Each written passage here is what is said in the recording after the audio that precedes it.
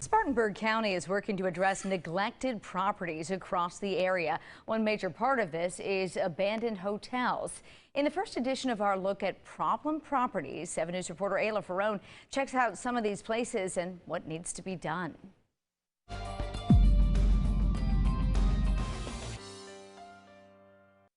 Old hotels like this one behind me, once booming across the upstate, now sit as eyesores and a reminder of what used to be. Now county leaders are working to get them taken down. Eyesore hotels. I think it would be better if they revitalized the area and used it for something new and something fresh. Across Spartanburg County. A waste eyesore, it could be something better.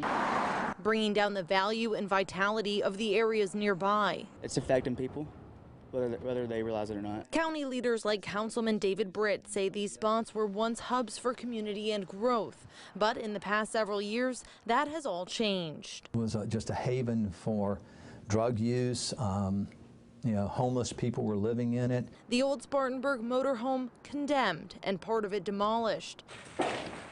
It and the Spartanburg Hotel Resort sustaining fires in years past as well. How these buildings got this way is part of the history of Spartanburg. They built the first mill in Packlet in like 1888, and then it just exploded in the upstate. But just as fast as industry grew, the outsourcing of textile mill activity overseas took it away. In Spartanburg County alone, Britt says they lost 25,000 jobs in less than 10 years. And all these textile companies, within a 10-year period went out of business. This paired with the creation of Business 85 moved traffic away from these hotels. There were nice hotels, but the interstate got moved about 3 miles out.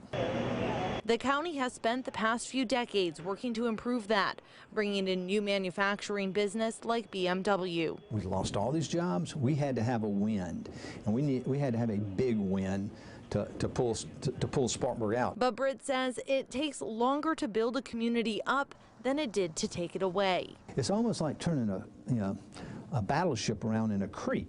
Yeah, you can do it, but it takes a lot of time and a lot of energy, and you can't take your foot off the pedal. He says many of those who own properties like this aren't local, making it hard for the county to take action. Because the owner said, you take it.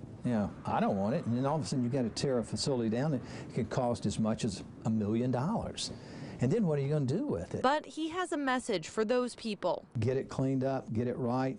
We're going to, we mean business, or we're going to do it. And so do the people of Spartanburg. We wanted to have pride in our city, so they want to take pride and clean it up and help us out so we can help them out. We're not going to put any money in it or anything like that. Donate it back to the city. Let the city worry about it, or the county, or whatever, because you're not helping us. Britt says right now the county is focused on taking down the old Spartanburg Motor Lodge, and then their priority will shift to this location. In Spartanburg, Ayla Ferrone, 7 News.